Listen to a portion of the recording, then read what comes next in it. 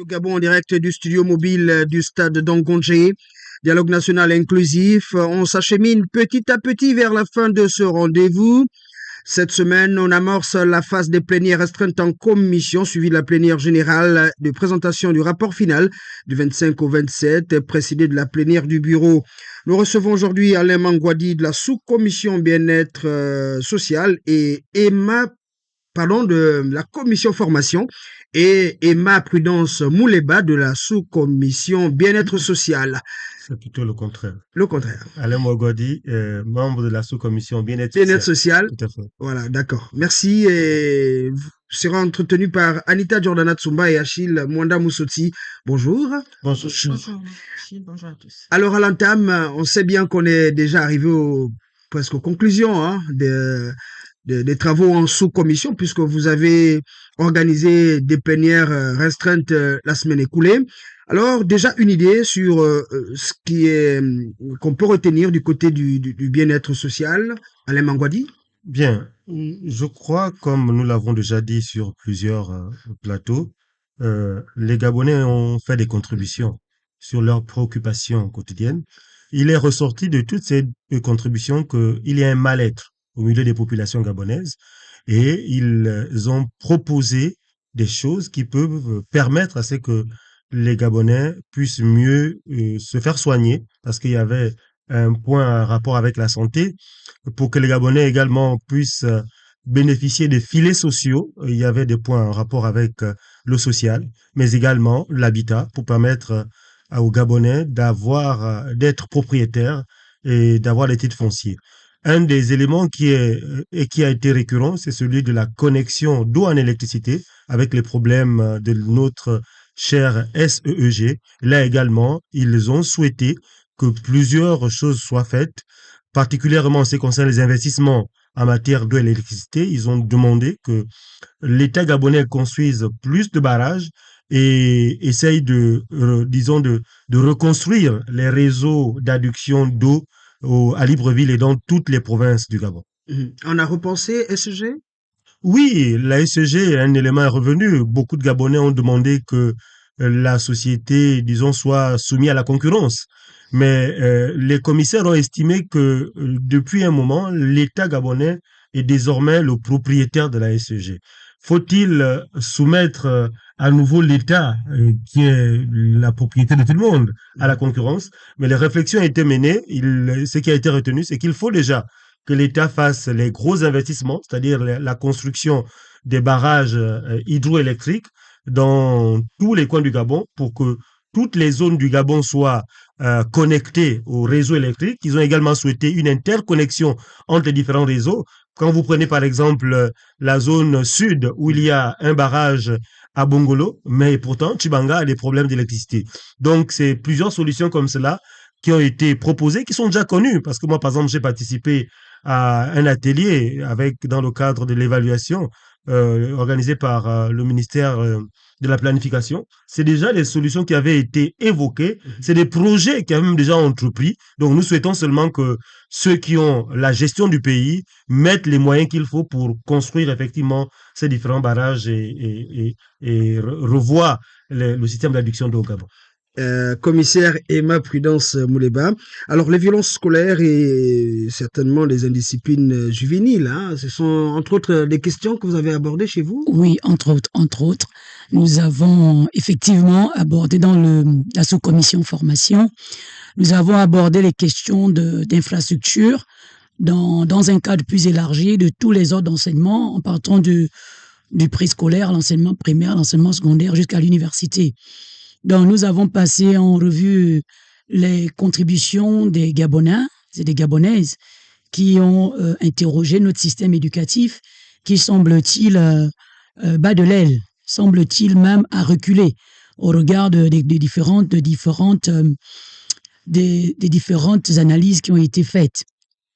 Alors, la question de l'insécurité en milieu scolaire universitaire, il faut dire que c'est une question qui arrive à point nommé, étant donné que la violence est en train de prendre une autre tournure dans nos lycées, dans nos collèges, et voire même à l'université.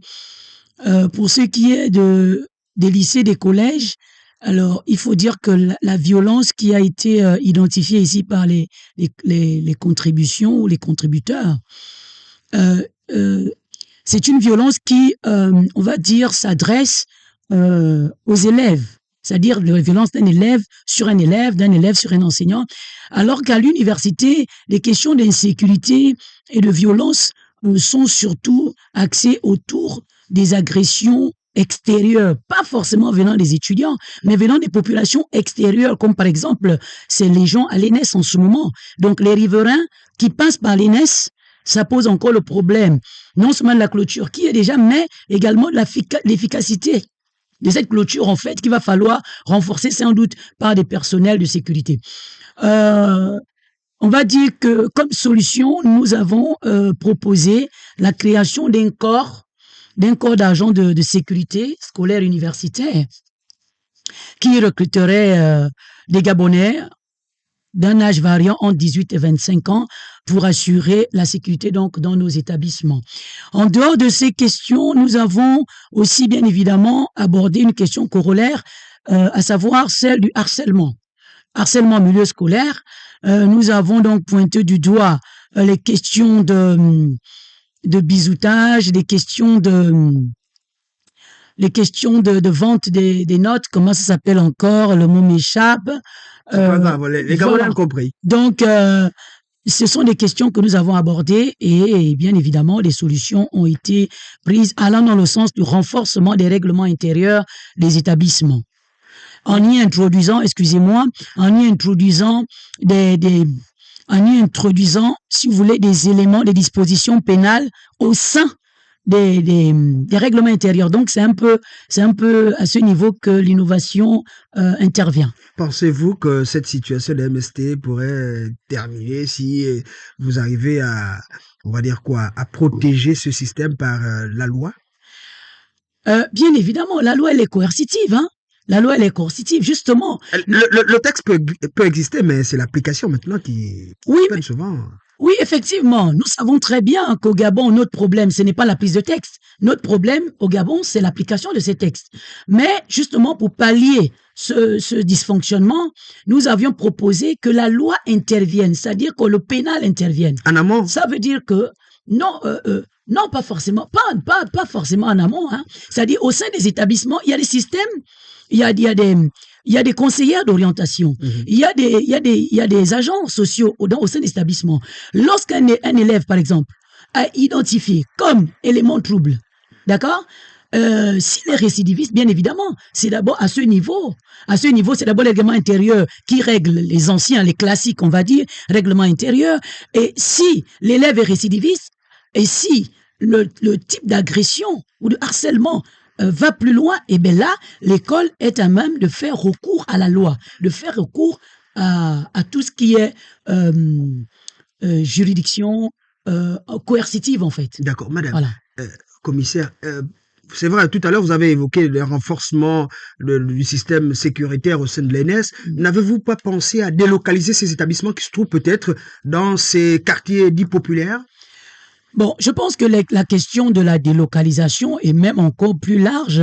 La question de l'hébergement des administrations publiques est déjà, je pense qu'elle est évoquée en ce moment avec le projet de construction d'une cité administrative. Donc, ce qui est sûr, la délocalisation interviendra sans doute, mais dans l'urgence, parce que il faut dire que les propositions que nous avons arrêtées étaient de trois ordres, à trois niveaux. Des propositions à court terme, des propositions à moyen terme et à long terme. Donc, dans le court terme, il y a une urgence. L'urgence, c'est que les enseignants se sentent en insécurité et ils sont véritablement en insécurité. Il va bien falloir faire quelque chose dans l'immédiat. D'accord. Anita Jordan-Atumba. À nouveau, bonjour, Madame Mouliba. Bonjour. Alors, sur cette question des établissements qu'il va falloir construire, moi, je vais revenir un peu sur les établissements primaires, parce que la formation commence justement par les petites classes. Alors, il y a les établissements qui vont être construits, il y a d'autres qui ont déjà été construits, mais il manque des enseignants. Alors, est-ce que vous avez abordé cette question du manque d'enseignants dans ces écoles primaires et également dans les lycées et collèges? Oui, dans le système éducatif en général. le problème, on va dire, inadéquation élève-enseignant, elle est observable aussi bien au niveau du primaire qu'au niveau du secondaire. Et donc, et même au niveau de l'université, hein. Alors, il est de toute évidence, hein, il en va de soi que la question d'augmentation des infrastructures scolaires et universitaires rime avec la formation plus accrue des enseignants et des formateurs. Donc la question a été bien évidemment évoquée, largement évoquée. Et nous avions, par exemple, proposé, permettez-moi encore de revenir sur les sécurités, mais le harcèlement, et nous avons, par exemple, proposé d'augmenter le nombre de jeunes Gabonais à former à l'INES. Vous savez, je pense que si nous sommes là au dialogue, c'est suite au constat généralisé. Les recrutements ont été suspendus pendant près de 10 ans. Et donc, ce qui est sûr pour réguler cette masse de jeunes diplômés, donc au chômage, il va bien falloir, bien évidemment, augmenter les effectifs des jeunes à recruter, on va dire, à travers les concours, bien évidemment, externes, à former au niveau des établissements spécialisés dans la formation, je pense à l'INES, à l'ENSET, etc. Et donc, la question de la formation, du recrutement, elle est plus que cruciale. Ça va de pair de toutes les façons. On ne peut pas construire des établissements sans former. Voilà. Si vous permettez. Oui, on sait que vous êtes du domaine. Je suis du domaine. Oui. Moi, je pense également, c'est vrai que la plénière n'a pas encore eu lieu et qu'ils ont travaillé en sous-commission et qu'il va y avoir des débats en plénière, disons, en plénière élargie de la commission. Je crois qu'il est vraiment nécessaire, en ce qui concerne la situation actuelle, qu'on investisse dans le recrutement des enseignants. Vous savez, il y a un gros déficit. Comme elle l'a dit, pendant plusieurs années, l'État a arrêté de former les enseignants. Ce qui fait qu'aujourd'hui, vous avez une recrudescence des enseignants bénévoles. À l'époque, on les appelait des moniteurs auxiliaires. On est passé aux enseignants du pré-primaire. Mais en vérité, c'est des gens qui ont des diplômes d'enseignement général, le BEPC ou le bac, certains même le CEP, qui, parce qu'il y a un besoin d'enseignants sur le terrain, vont dans les salles de classe avec l'aide des chefs d'établissement. Ces jeunes Gabonais ne sont pas souvent formés. Donc, et ils travaillent pour certains depuis plusieurs années. C'est de la faute de l'État. Donc, pendant qu'ils sont là, l'État doit donc tout faire pour que ces gens-là, qui ont déjà un certain vécu dans les salles de classe, soient formés et recrutés afin qu'ils puissent régulariser leur situation. Il y a un véritable déficit aussi en matière d'enseignants de sciences. Qu'on le veut ou non, après les états généraux de 2010, le nombre d'élèves par classe, c'est normalement 35 élèves par classe. Aujourd'hui, avec la gratuité, nous sommes passés à près de 80 élèves dans nos salles de classe. Donc, il va falloir entrer dans un processus qui va nous amener à réduire les effectifs dans les salles de classe. Parce qu'une formation qui se fait dans ces conditions ne peut pas être efficace. Si nous voulons réellement évaluer notre système éducatif, il faut mettre les conditions qu'il faut. Et les conditions qu'il faut, c'est réduire les effectifs. Et pour réduire les effectifs, il faut donc recruter les enseignants et construire les infrastructures, donc les salles de classe.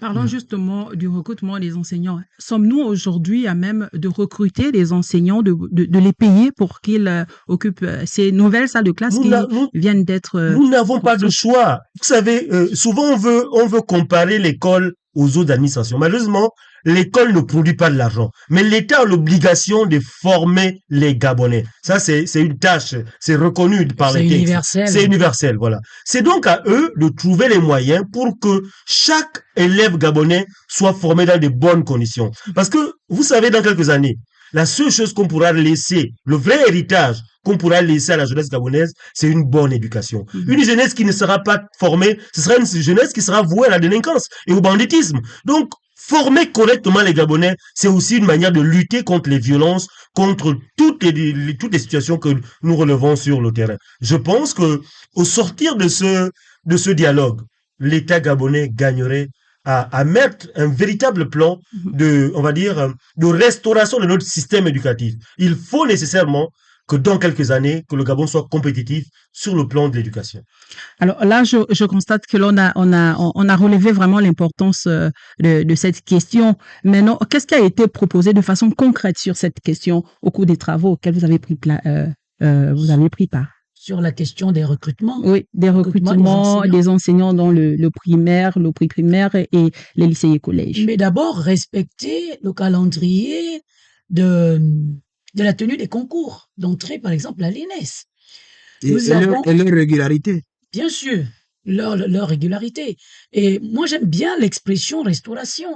Parce que qui dit restaurer dit que les choses ont existé. Et donc, nous ne sommes pas en train de réinventer la roue. Les choses ont existé. Mais nous avons constaté un déclin généralisé. Donc, il s'agit de restaurer ce qui a été. Est-ce que vous voyez? Bien évidemment, en y mettant une touche, d'accord, innovante, pour rafraîchir les choses.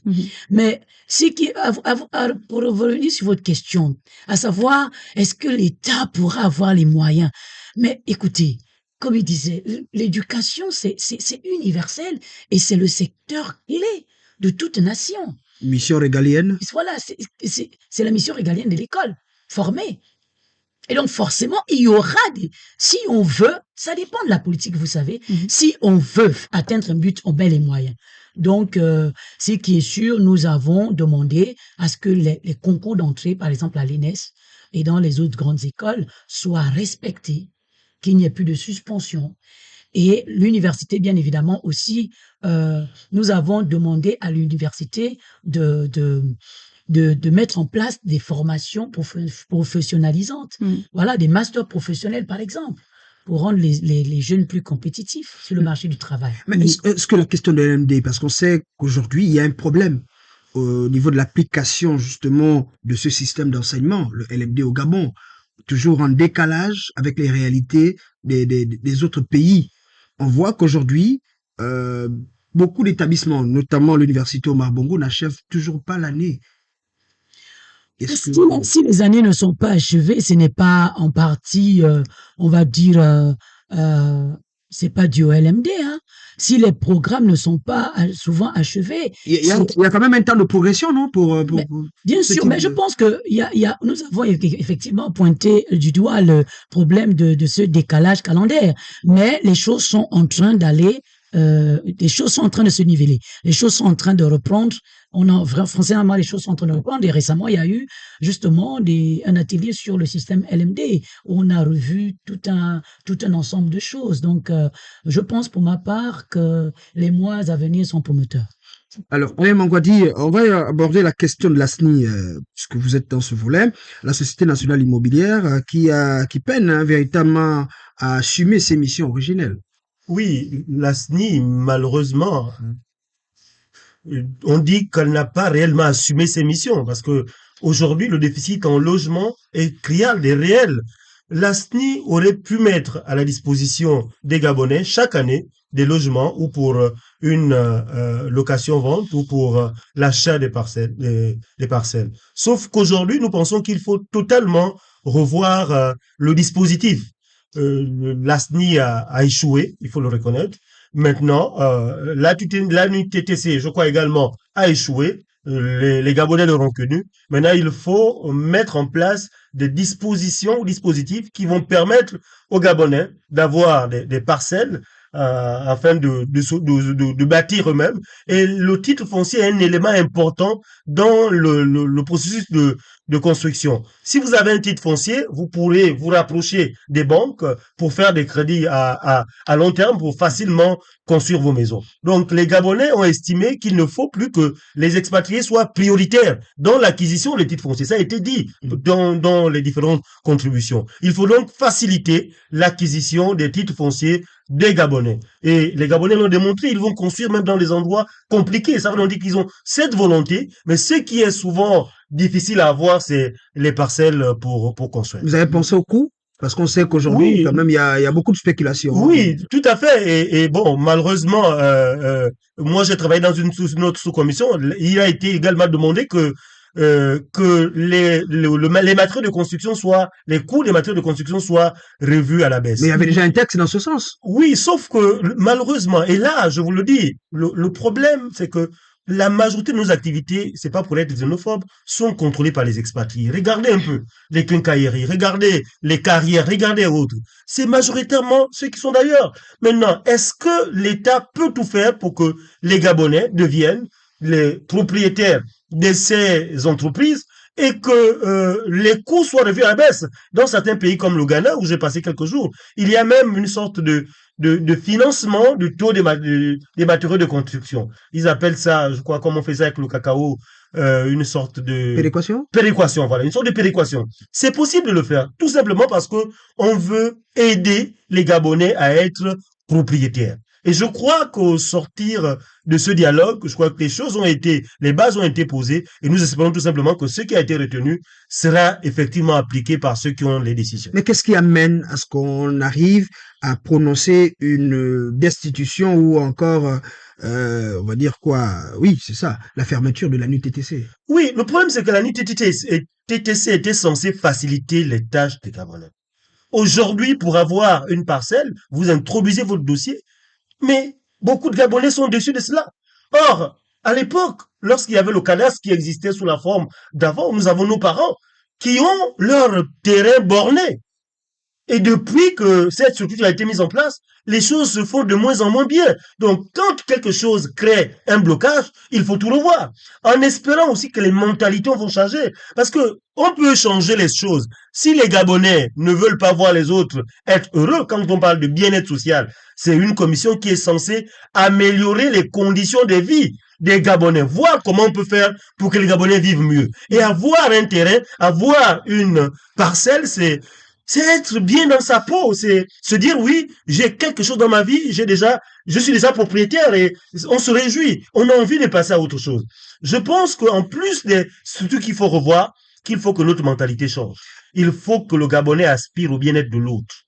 Mais on a l'impression que l'État suit les populations. Est-ce que la question d'urbanisation a été abordée? Ça a été, je vous dis qu'on a tout abordé. Nous avons abordé tous les sujets. Vers quel schéma on va alors? Le schéma, c'est qu'il faut que l'État développe des zones de construction. C'est-à-dire que au lieu que ce soit les populations qui s'installent avant pour ensuite l'État vient nous rattraper, c'est ce qui cause également les problèmes d'adduction d'eau et d'électricité. Ça veut dire que l'État devra aménager les zones habitables bien avant et demander par la suite à ceux qui ont les moyens d'aller acquérir les parcelles. Ça veut dire qu'il faut que nécessairement que la direction générale de l'habitat ou encore du cadastre soit restructurée et réorganisée pour permettre aux Gabonais d'entrer plus facilement en possession des sites à bâtir et à construire.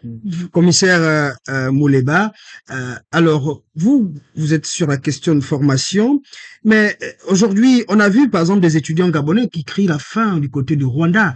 Ça veut dire qu'il y a un problème sur les bourses. Oui, effectivement, il y a un problème sur les bourses que nous avons, on va dire, enfin, nous sommes désagréablement surpris de constater que nos enfants qui sont allés étudier à l'extérieur du Gabon, envoyés par les bourses et stages, jusqu'à présent ont 2 mois d'arriéré pour certains, sinon 3 mois d'arriéré pour d'autres. Et ce qui précarise ces étudiants. Et le but de ce dialogue, effectivement, c'est de sortir le Gabonais de sa précarité. Parce qu'on l'a précarisé pendant longtemps. Et donc, nous invitons sincèrement les bourses et stages et peut-être au-delà de réagir rapidement. Parce que derrière ça, il y a aussi un mutisme qui, à mon sens, serait un mutisme coupable, en fait, de la part de la direction, qui ne fait rien à ce niveau. Nous avons évoqué la question des bourses. Nous avons, par exemple, pris des résolutions au vu des contributions des Gabonais qui vont dans le sens d'améliorer notre système d'allocation des bourses d'études à nos élèves et à nos étudiants. Alors, qu'est-ce qu'il a... On prône l'unité nationale. On sait bien qu'à l'époque, beaucoup de nos parents sont passés par les internats. Mais aujourd'hui, la plupart de ces structures sont fermées dans le pays. Oui, c'est pourquoi je parlais tout à l'heure de restauration, effectivement. Je vous ai dit, j'aime bien l'expression restauration, parce que c'est remettre en place ce qui a fonctionné. Pas que ce qui a été, mais ce qui a été en bien, ce qui a été positif. Qu'est-ce que vous avez proposé aux Gabonais à ce sujet? Nous avons proposé la réouverture des internats. La réouverture des internats, parce que nous pensons nécessaire que les internats soient logés dans les établissements pour permettre de mieux gérer, de mieux réguler la jeunesse, de mieux gérer les élèves et les apprenants en général. Voilà, donc c'est que nous avons arrêté. Et moi, je pense, si vous permettez, que l'internat est une sorte de filet social. Ça veut dire qu'il y a des gens qui ont un problème de ressources, qui ne peuvent pas scolariser leurs enfants.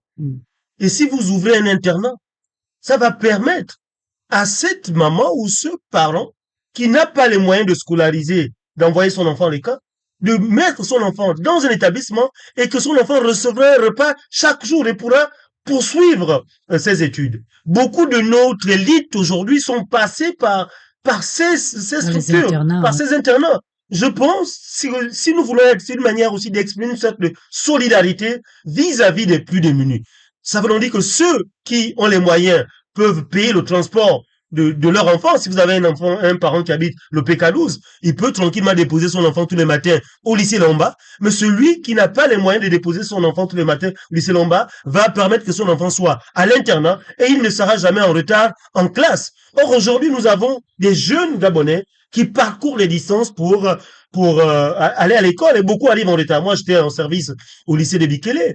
Quand vous commencez un cours à 8 heures, vous avez près de la moitié de la classe qui n'est pas en classe, qui n'est pas là. Donc, il faut régler ces problèmes, mais également la construction des infrastructures scolaires dans tous les quartiers pour que les enfants ne se déplacent pas sur de longues distances. Alors là, oui, allez-y, madame. Permettez-moi de rebondir, mais c'est un élément que je vais rajouter, que je vais verser à ce qu'il a dit. L'internat permet également de réguler la question de l'insécurité et sur la délinquance juvénile. Ça permet à un parent qui a un enfant qui a déjà des signes de violence, d'agression, d'agressivité, de le placer à l'internat pour recevoir une éducation qui va lui permettre donc de revenir à un jeune normal en fait. Donc la question de l'internat, la banaliser, c'est vraiment serait une grossière erreur. Nous devons vraiment l'analyser avec en prenant en compte tous les contours, bien évidemment. Vraiment à caractère social pour vraiment plaider pour la reconstruction des unités. Mais tout à l'heure, on a écouté Monsieur Mangwadi qui parlait tout à l'heure. Mais je pense que derrière, est-ce que ça soulève pas la question de la carte scolaire? Mais bien évidemment. Bien sûr. Si nous parlons de l'augmentation des infrastructures scolaires, des structures d'accueil, bien évidemment que nous sommes en train là d'interroger la carte scolaire. Donc il y a une urgence à revisiter. D'accord? La carte scolaire. Et si vous permettez, moi je pense en vérité, au sortir d'ici, on devrait avoir un véritable plan. Qu'est-ce qu'on veut faire de notre système éducatif? Pour ce faire, il faut planifier les choses. Aujourd'hui, il y a un décalage. On nous montre tout le temps les établissements qu'on construit par le projet PIS. Sauf qu'à côté de cela, il y a les établissements vétustes. Et il y a une sorte d'injustice. Vous mettez un enfant dans une école toute faite et dans les meilleures conditions, mais pourtant vous l'évaluez à la fin de l'examen dans les mêmes conditions qu'un autre qui apprend dans d'autres conditions. Donc l'objectif, c'est de construire, c'est vrai, ces établissements, mais également de restaurer ceux qui existent et de construire dans des quartiers où il n'y en a pas. Moi, j'ai souvent participé à la commission d'orientation au 6e. Les zones comme les PK12, PK9, c'est des zones de tension scolaire. Quelquefois, vous êtes obligé de mettre, lorsque vous programmez l'entrée en 6e, 80 élèves dans une classe de 6e.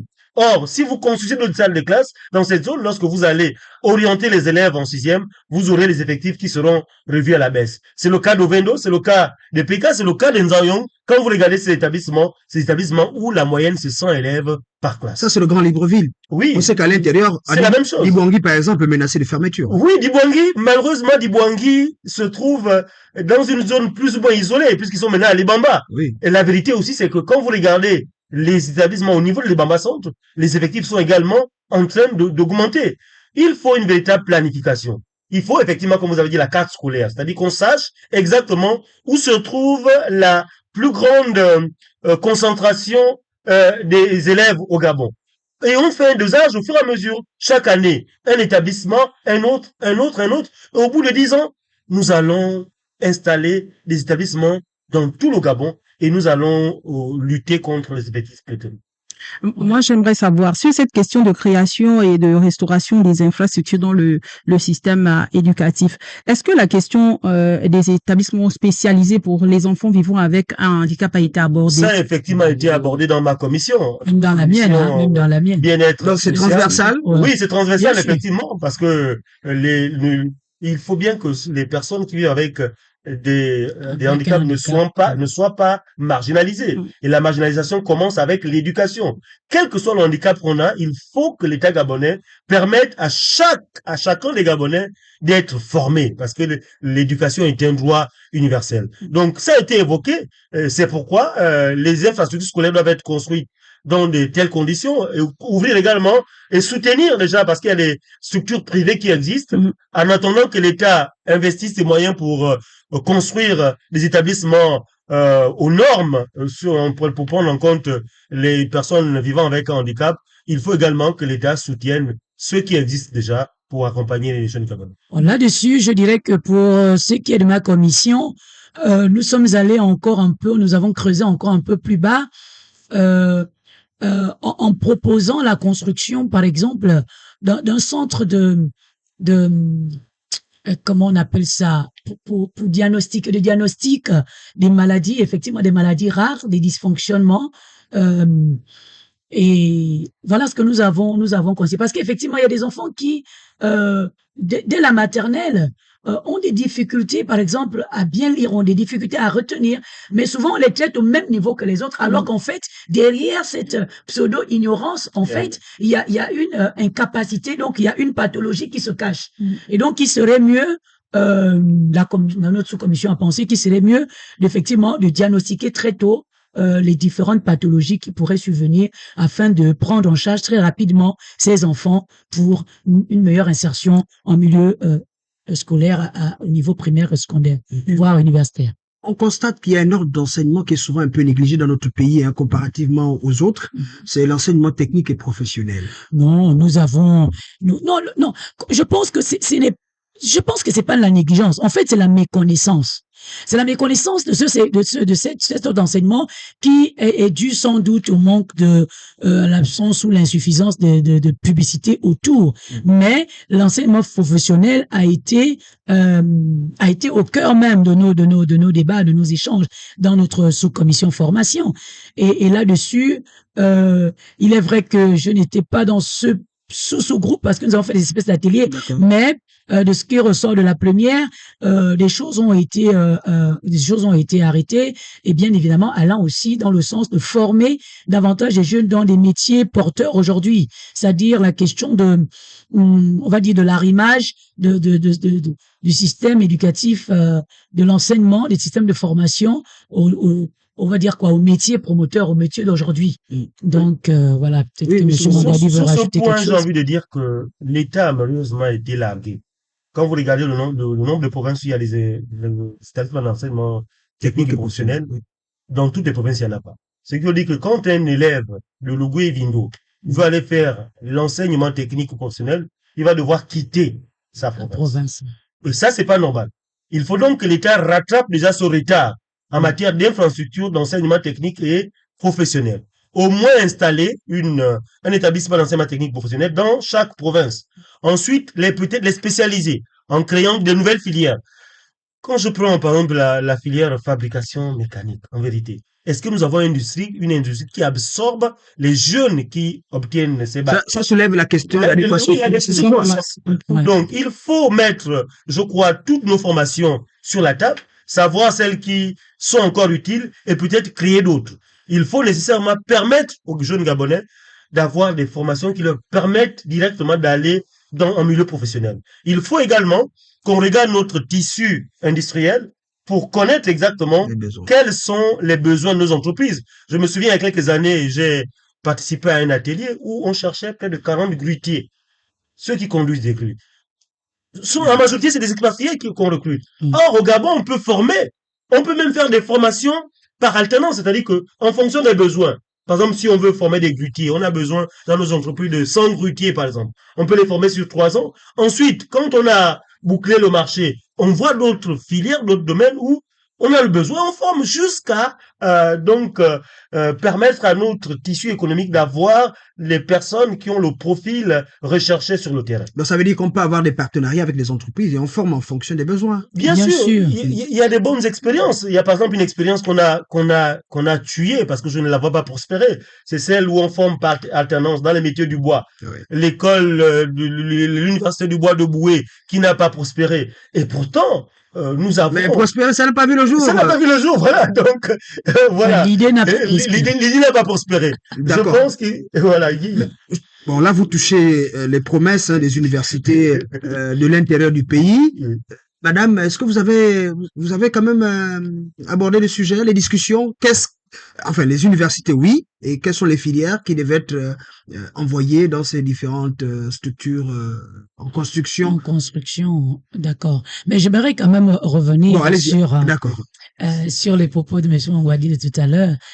Il faut dire que dans notre sous-commission, nous avons, on va dire, la quasi-totalité des sous-groupes a retenu le développement, justement, des partenariats publics-privés. Donc ça a vraiment été au cœur. Pour revenir à votre question tout à l'heure sur les partenariats, les collaborations entre le public et le privé, secteur privé. Alors la question de, bien évidemment, forcément, les premières pierres furent posées en 2009. Et de 2009 à aujourd'hui, je pense qu'il n'y a que 2 universités qui sont sorties de terre. Il y a l'université de Port-Gentil qui... ça fait quand même des mois qu'on nous dit qu'elle sera bientôt livrée. Donc, nous espérons que pour la rentrée académique qui arrive, elle sera disponible, ouverte aux étudiants. Les formations qui vont y être logées, ben, c'est tout type de formation, en fait. Si vous voulez, c'est une université qui va regorger les différentes filières, les différentes facultés, d'accord?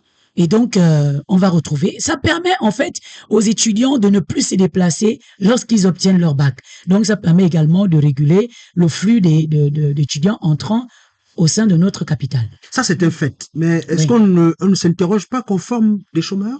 Parce qu'on voit le concours de l'ENA et de l'EPCA avec plein de Gabonais qui s'intéressent forcément à la fonction publique. Est-ce qu'on ne peut pas renverser la tendance? Non, il faut dire, vous savez, quand on fait une analyse, il faut la faire à la macro-échelle. C'est-à-dire qu'il faut tenir compte de tous les éléments qui gravitent autour.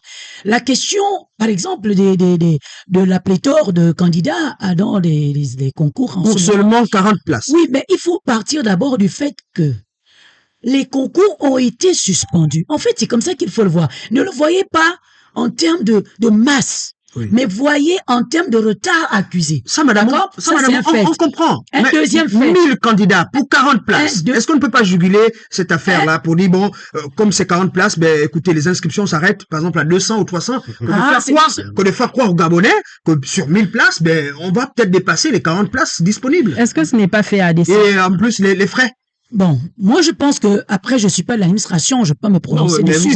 Mais par exemple, pour ce qui est de ma commission, nous avons par exemple proposé la réduction des frais d'inscription à des concours, de participation, autant pour moi à des concours, à 10 000 francs par exemple. Ça c'est le montant que nous avons donné. Mais je pense qu'il y a aussi une autre sous-commission qui a posé 5 000 francs. Vous voyez que, mais que ce soit 10 000 ou 5 000, ce qui est sûr, nous avons revu à la baisse.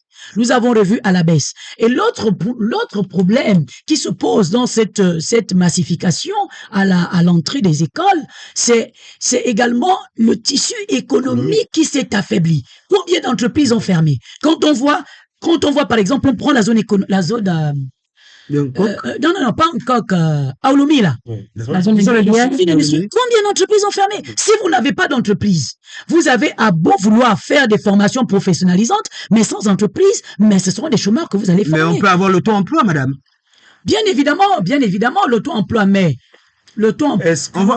on voit nos frères qui arrivent de l'extérieur. Même le métier de vulcanisateur, on a du mal à trouver un Gabonais exercer ce type de métier. Vous savez, nous n'avons pas la culture des affaires au Gabon. Ça veut dire qu'on doit pouvoir nous former à faire les affaires. Moi, il y a quelques années, à l'époque, c'était Angeline Goma qui était ministre du Travail. Nous avons travaillé sur un projet qu'on appelle Emploi Jeune. Ils ont voulu l'adapter là, je ne le vois pas. On a pensé à tout cela. Il faut donc donner aux jeunes Gabonais les moyens pour s'installer. Quelqu'un qui n'a jamais appris à être vulcanologue, il faut bien qu'il apprenne quelque part. Pour qu'il apprenne, il faut être quelque part pour voir quelqu'un faire. Vous le mettez à côté de quelqu'un qui fait, et vous vous arrangez avec cette personne qui est là en lui disant que dans quelques années, vous allez partir. C'est un jeune Gabonais parce que nous voulons renouveler. Et c'est possible. Nous avons pensé à tout cela, sauf que au Gabon, les meilleures choses ne prospèrent jamais. Et nous espérons qu'au sortir de ce dialogue, les bonnes décisions que nous allons prendre vont réellement prospérer. Parce que l'objectif, c'est de permettre à ce que l'économie du Gabon passe entre les mains des Gabonais. Et ça peut commencer par ces petits métiers. Pour démarrer une affaire, il faut des ressources. Il faut donc créer les banques nécessaires pour permettre aux jeunes Gabonais d'avoir des petits capitaux. L'accompagnement? L'accompagnement, bien sûr. Bien sûr. Accompagnement dans la mise en place des entreprises, l'accompagnement dans la gestion. Parce que nous constatons que quand les jeunes, dès que son entreprise commence à rapporter un peu d'argent, ils commencent à tout dépenser. Il faut les conduire pas à pas vers ce projet de devenir un jour des hommes d'affaires pour que dans quelques années, nous ayons des hommes d'affaires comme au Nigeria, au Ghana, et nous serons fiers d'eux parce que nous dirons que c'est peut-être le dialogue national qui a permis à ces jeunes de devenir ce qu'ils sont devenus. Il faut dire, pour ajouter à cela, bon, j'aime bien rajouter, hein, allez-y. Il faut dire que, en fait, dans le cas de la formation professionnelle, et nous en avons parlé au cours de nos échanges dans la sous-commission à laquelle j'ai participé, par exemple, le projet d'un jeune métier. Il y avait ce projet. Aujourd'hui, on a un projet, un jeune et taxi. Donc, il y a des projets comme ça. Et là, par exemple, le projet, un jeune et métier, le constat qui est fait, c'est qu'il a échoué. Comme la plupart des projets. Mais c'est pas faute d'avoir eu des projets. Les projets, nous en avons. C'est juste le manque de volonté politique, en fait. Mais les projets, ils ont toujours été là. Vous avez parlé d'un jeune et taxi. Oui. Beaucoup disent que c'était un faux projet. Pourquoi? Parce que lorsqu'on vous donne un taxi qui coûte 8 millions, vous devez rembourser 27 millions. On a vu beaucoup de jeunes qui sont levés pour dénoncer ce type de choses. Est-ce que vous avez pensé à encadrer lorsqu'on veut mettre en place ce type de projet? Moi, je pense que, non, bon, peut-être pas dans notre commission, peut-être dans la commission transport, peut-être. C'est peut-être dans cette commission que la question a été plus longuement abordée. Mais je pense, si vous me posez la question, hein, je pense que c'est vrai, il faut prendre des mesures, certainement, après ce dialogue, visant à faciliter l'accès au taxi de ces jeunes. Et surtout les responsabiliser aussi, parce que la responsabilité elle est partagée. Donc, de toute façon, dans ce dialogue, nous sommes venus discuter des questions visant à un meilleur épanouissement, en fait, du peuple gabonais. Donc, je pense que toutes les mesures que les sous-commissions et les commissions à la suite ont adoptées sont des mesures qui vont dans ce sens. Si vous permettez, je crois que sur ce point, il faut qu'on facilite la vie aux jeunes Gabonais. Si on vous donne 8 millions pour rembourser 27 millions, c'est une escroquerie. Il faut le dire clairement. Il faut plutôt mettre un fonds pour permettre à ceux qui prennent les taxis de rembourser et permettre à ceux qui sont dans le besoin également d'acquérir. C'est une sorte de chaîne. C'est-à-dire que moi, je prends 8 millions, vous me payez 1 million pour avoir un taxi, je rembourse les 8 millions. Et dès que je rembourse les 8 millions, logiquement, je ne vous dois plus rien. Parce que l'État n'a pas à faire le bénéfice sur d'autres Gabonais. Parce que le système de chômage a été créé par la mauvaise gestion du pays. Or, si chaque Gabonais avait la possibilité d'avoir un travail, on ne chercherait pas aussi des solutions aujourd'hui pour que les gens deviennent des taximans. Le fait des taxis, c'est une possibilité qu'on veut donner parce que le chômage est parmi nous. Donc, vous permettez à ceux qui peuvent faire taxi d'acquérir un taxi. S'il coûte 8 millions, une fois qu'ils ont remboursé les 8 millions, vous les permettez plutôt à voir comment ils peuvent acheter d'autres taxis pour permettre à d'autres abonnés de travailler. Et ça, c'est possible. Ainsi se referme ce plateau spécial. Nous avons reçu Emma Prudence Mouleba de la sous-commission formation et Ella Mangwadi de la sous-commission bien-être social. Mesdames, Messieurs, nos programmes sont également disponibles sur TikTok et sur notre page Facebook. Merci. Anita Jordana Tsumba et Chilwanda Moussotsi vous disent merci. On se retrouve très prochainement.